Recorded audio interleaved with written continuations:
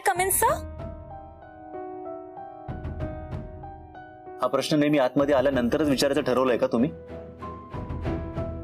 काय सगळ्यांनीच मला ग्रँटेड घ्यायचं ठरवलंय? नाही सर, ती फाईल द्यायची होती. ठेव इकडे.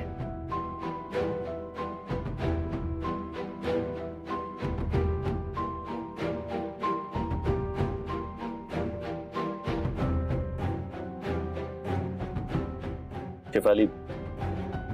Yes sir. सॉरी. प्लीज बाहेर जाऊन सगळ्यांना सांग की जोपर्यंत मी बोलवत नाही आणि काही काम सांगत नाही तोपर्यंत प्लीज कोणी आत येऊ नका. Okay sir. सॉरी.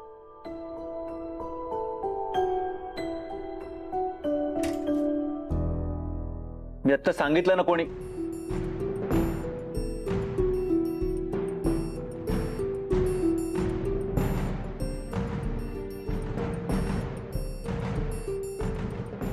यश, मला तुझ्याशी बोलायचंय. हे बघ यश, मला माहितीये तुला सगळं कळलं पाहिजे आणि मी तुला नाही सांगितलं माझं, पण मी खरं सांगते माझी चूक नव्हती. म्हणजे आपल्यात गैरसमज झाला यश. मी तुला सांगणारच होते पण मग. कोण आहे अविनाश? आणि तो तुझा कोण लागतो? ज्या क्षणी तू त्याला बघितलंस त्या क्षणी ओळखलंस ना त्याला. मग आता एक्सप्लेनेशन का देतेस तू? ज्या दिवशी ज्या क्षणी सगळं उघड झालं होतं तेव्हा तुला काही बोलावं असं वाटलं नाही? 100 वेळा मी तुला विचारलं की सांग इतकी बेचैन काय, तुला काय बोलायचंय का माझ्याशी तर बोल माझ्याशी, पण नाही, एका शब्दाने काही बोलली नाहीस तू. नेहा का? का? यश, मी आपल्या विश्वासापेक्षा ते जुनं संपलेलं नातं तुला जास्त महत्वाचं वाटलं नेहा? का? नाही. आपलं नातं, स्वतःचा खरेपणा, परीचं आयुष्य सगळं पणाला लावण्या इतकं तुला महत्वाचं वाटलं ते नातं? नाही. तू काय केलंयस तुला लक्षात येतंय का नेहा? ज्या ज्या बेसवर आपलं नातं उभं होतं ना नेहा, त्या बेसलाच तडा गेलाय आता. नाही नाही, आता येऊन तू मला सांगतेस की तुझी काही चूक नाहीये, सगळा गैरसमज आहे वगैरे. नो. ज्या क्षणी तुझ्या एका शब्दामुळे सगळं थांबू शकलं असतं ना नेहा, त्या क्षणी तू गप्प राहिलीस and that is your biggest mistake. मला काही ऐकायचं नाही Neha. Please please, I don't want any explanation now. Yash, मी काय म्हणते ते. Just leave me alone. Yash, just leave me alone please.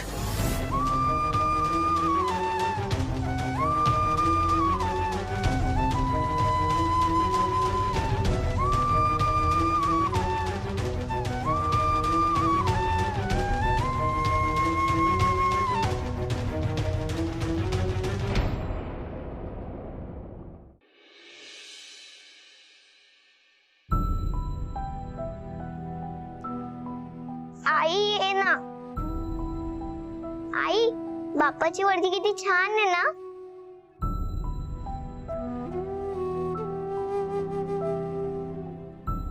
आई, तुझं काही सांगत असशील ना तर असं नको सांगूस.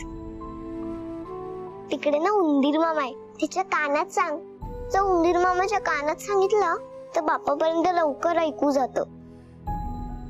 तो उंदीर मामाने सांगितलंय तर बाप्पा नाही म्हणणारच नाही ना.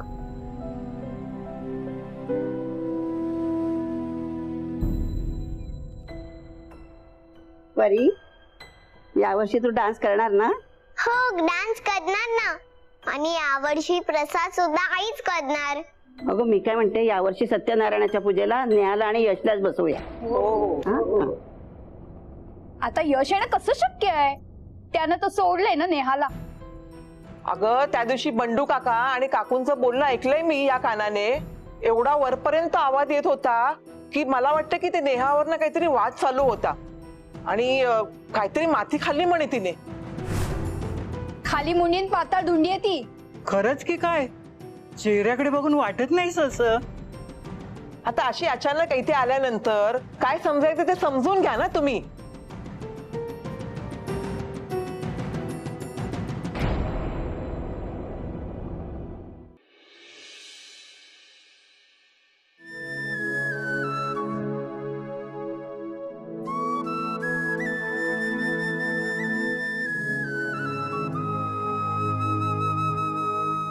यश यश यश, अरे काय चाललंय? काय ऐकतोय मी? नेहा घर सोडून गेली? यश काय विचारतोय मी? अरे नेहा घरात दिसत नाही म्हणून मी मिथिलाला विचारलं तर ती मला म्हणाली की काल काहीतरी तुमची वादावादी झाली आणि ती घर सोडून गेली म्हणून. यश काय चाललंय? हा हे बघ, तुझी वादावादी झाली असेल पण तिला घरी जाऊन विचारायला पाहिजे ना आपण. चल चल आपण घरी जाऊया तिच्या. चल यश, काय बोलतोय मी? हे बघ, तू येणार नसेल ना तर मी जातो. तिला विचारायलाच लागेल. असं कसं काय घर सोडून जाऊ शकते ती? अरे जाऊ दे ना काका, सोड ना आता, तसंही संपलंय सगळं. अरे काय बोलतोयस तू? काय संपलंय? हा, एवढी छोटीशी वादावादी होते आणि संपलं. पण मुळात ती घर सोडून जाऊच कशी शकते?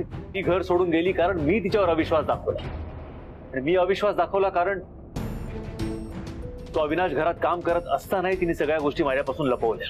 अरे काय, त्या अविनाशचा काय संबंध आहे? अविनाश तिचा पहिला नवरा आहे काका. काय? परीचे बाबा. आपल्या घरी काम करणारा अविनाश तिचा पास्ट आहे. ही गोष्ट तिने स्वतःहून मला सांगावी एवढीच माझी अपेक्षा होती. जाऊ दे ना, कोळसा उगाळावा तेवढा काळच. नाही एक मिनिट यश, काहीतरी बोलू नकोस स्नेहाबद्दल. बघ, कधी कधी ना चांगल्यासाठी गोष्टी लपवाव्या लागतात, खोटं बोलावं लागतं. नवऱ्यापासून एवढी मोठी गोष्ट लपवावी लागते? नवऱ्यापासून? असा काय नाईलाज असतो रे की आपल्या जवळच्या माणसांपासून तुम्हाला एवढी मोठी गोष्ट लपवावी लागते? एखादी साधीशी गोष्ट असती ना काका तर मी समजू शकलो असतो, पण एवढी मोठी गोष्ट लपवली तिने माझ्यापासून. तू तरी असं केलं असतास का कधी? केलं असतंच नाही, केलंय. माझ्याकडून एक चूक झाली जी मी माझ्या जवळच्या माणसापासून लपवून ठेवली. म्हणजे त्या माणसाला त्रास होऊ नये म्हणून नाही सांगितली. त्या व्यक्तीला म्हणजे? हे बघ यश, तू गैरसमज करून घेणार नशील आणि रागावणार नशील, शांतपणे ऐकून घेणार असेल तर मी बोलतो. खूप वर्षांपूर्वी अनावधानाने माझ्याकडून एक खूप मोठी चूक झाली आहे जी मी आज ताग्यात तुला नाही सांगू शकलो. काय?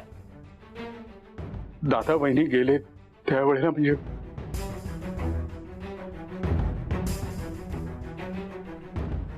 तो जो ऍक्सिडेंट झाला ना, त्या ऍक्सिडेंट मध्ये गाडी मी चालवत होतो.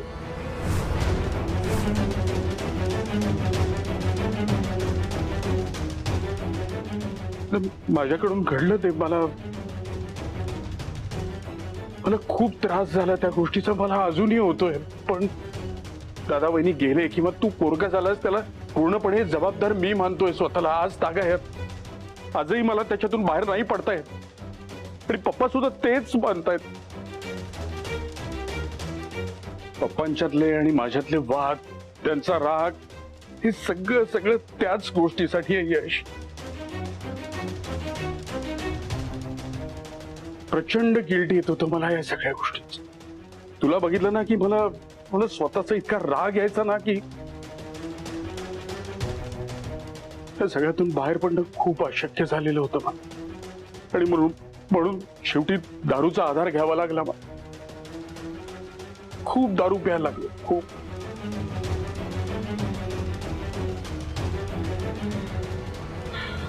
तू तेव्हा लहान होतास, तेव्हा तुला या सगळ्या गोष्टी सांगणे शक्य नव्हतं. आणि तू मोठं झाल्यानंतर जर का मी तुला ही गोष्ट सांगितली तर तुला काय वाटेल? तुझ्या मनात माझ्याबद्दल काय विचार येतील? आणि हे सगळं विचार करून तुला गमावण्याच्या भीतीमुळे आज ताग्यात मी ही गोष्ट नाही सांगितली. त्याच्यामध्ये लपवणं हा उद्देश नव्हता यश, कधीच नव्हता. तर तुला गमवू नये याच्यासाठी म्हणून ही गोष्ट लपवावी लागली. त्याच्यानंतर परी आली घरात आणि मग सगळेच दिवस बदल. अशीच काहीतरी भीती नेहाला पण वाटत. यश, यश, काय केलं?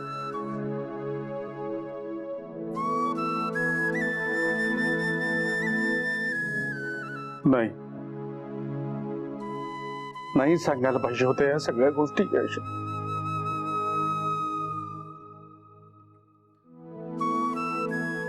काय पर्याय काय होता पण माझ्याकडे? न्यायाची बाजू मांडणं पण गरजेचंच होतं ना.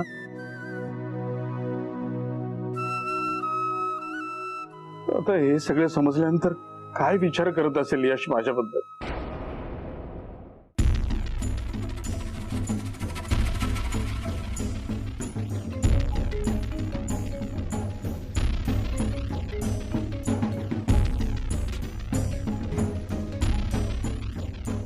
हॅलो. हॅलो मॅडम, अहो पैसे संपले. मग हा मग काय, मग माझी सोय करा की पैसे द्या की माझे मला. अरे मिळतील ना तुला ठरल्याप्रमाणे पैसे. जरा धीर धर. किती घाई करतोय? आणि तू ते ऐकलंस का रे, अतिघाई संकटात नाही. हो मॅडम, तुम्ही पण ऐकलंय ना, अति ताणलं की तुटतं म्हणून. आता जवळजवळ एवढं ताणलंय की तुटत आलंय. लवकर द्या पैसे, पैशांची गरज आहे मला. डोंट वरी, तुला इतके पैसे मिळतील ना की ते मोजून थकशील तू. पण त्यासाठी थोडं पेशन्स हवा. ओके?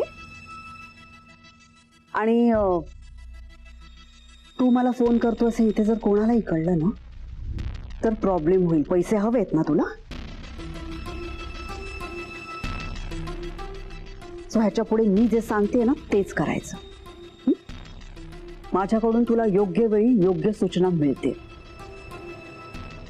हॅलो. ओ सिम्मी, हॅलो. आता हिला फोनवर बोलायला पण वेळ नाही काय? पैसे मिळतील, पैसे मिळतील. प्रत्येक वेळी हिच्याप्रमाणे वागलो मी. आता काय नाही, आता मी माझ्या डोक्यानेच वागतो. हा अविनाश आहे ना, काळीची अक्कल नाहीये याला. तिकडे माशी शिंकली की हा इथे मला फोन करतो. मूर्ख नुसता.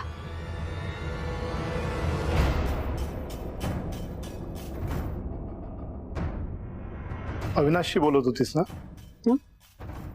नाही, ते माझं दुसरे काम होतं. सिम्मी, मी सगळं ऐकलंय. का वागतेस अशी?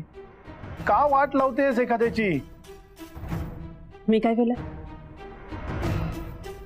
तू काय केलंयस ते मला माहित नाहीये, पण तू साधी सरळ बाई नाही आहेस एवढं नक्की. आणि आता तू काय केलंयस हे तू स्वतः कबूल करशील. मी आत्ताच्या आत्ता पप्पांना होऊन सगळं सांगतोय. एक मिनिट. मग मीही आत्ताच्या आता पप्पांना सांगते. त्या सत्यजित राग आला की दारू पिऊन येतो. दारू पिऊन आला की भिंतीवर माझं डोकं आपटतो आणि मी अशी जमिनीवर कळवळून पडले की मग तो माझ्या पोटात लाथ मारतो. आणि हे कमी की काय म्हणून कधी कधी केस ओढत या बेडरूम मध्ये फरफटत नाही. सिगरेटचे चटके देतो. काय बडबडतेस? हेच करता ना तुम्ही? तुम्ही हेच करता ना. राग आला की तुम्ही दारू पिता आणि दारू पिली की तुम्ही मला मारहाण. कारण तुम्हाला राग कंट्रोलच होत नाही. हे बघितलंय ना यशच्या मित्रांनी त्याच्या बॅचलर पार्टीमध्ये. हा, आय थिंक ते हे स्टेटमेंट देऊ शकतात. म्हणजे राग आल्यावर तुम्ही मारहाण करता. इतकी मारहाण की आपला पॅलेस मोठा आहे. घरातल्या लोकांना, नोकरांना माझा आवाज ऐकायला जाऊ नये म्हणून तुम्ही पॅलेस मधली सगळ्यात शेवटची बेडरूम निवडली. प्लीज प्लीज प्लीज तुम्ही कोणाला सांगू नका, पण वाचवा माझ्या नवऱ्याला. म्हणजे सत्यजित चौधरी माझा नवरा आहे. तो सत्यजित चौधरी आहे, त्याच्यामुळे त्याला कृपा करून अटक करू नका. आणि मग पेपरच्या पहिल्या पानावर हेडलाईन्स येते. जगन्नाथ चौधरींचा मुलगा डोमेस्टिक व्हायलन्सच्या आरोपाखाली तुरुंगात. वाव, काय मज्जा येईल ना. म्हणजे आयुष्यात पहिल्यांदा पेपरमध्ये फ्रंट पेजवर तुमचं नाव घेणं ठळक अक्षरात, आणि हा मोठा फोटो छापून येणार. Wow, that's great. पण पप्पा कुठेही तोंड दाखवायच्या लायकीचे राहणार नाही. काय काय बाई आहेस ग तू. कळलंय ना तुम्हाला मी काय बाई आहे ते. कशाला मला शहाणपणा शिकवताय. सत्यजित, 2 ऑप्शन आहेत तुमच्याकडे. एक म्हणजे माझ्याबरोबर यायचं आणि मिठाई खायची, आणि दुसरा एकट्याने तुरुंगाची हवा खायची. हा, तुमचं तुम्ही ठरवा. का खोटं बोललात आजोबा? का लपवून ठेवलंय सगळं मायापासून? अरे कुठली गोष्ट लपवली? काय बोलतोस तू? ऍक्सिडेंट बद्दल बोलतोय मी.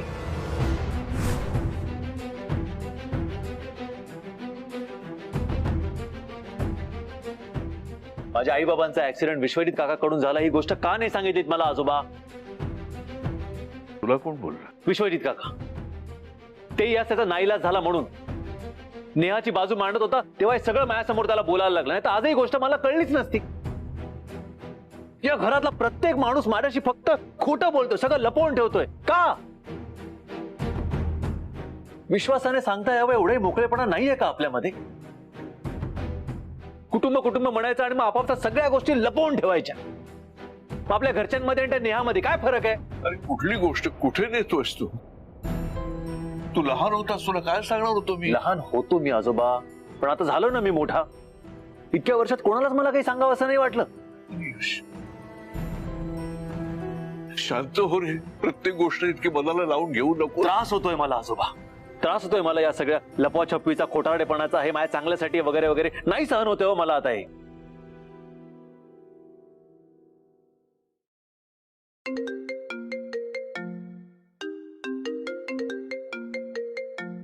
मला नाही बोलायचं हिच्याशी. खरं तर बोलायचंय, बरंच बोलायचंय.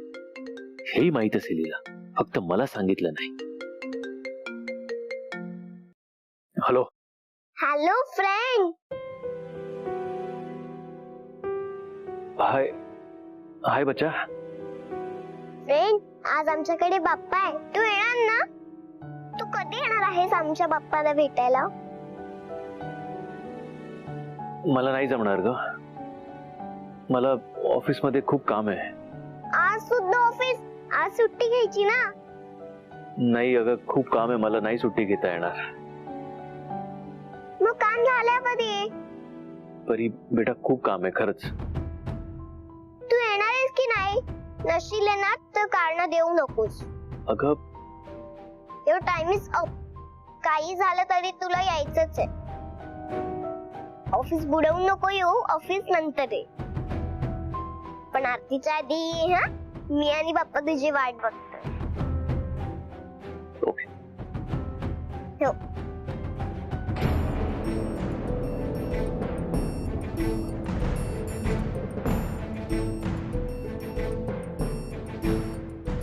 यश,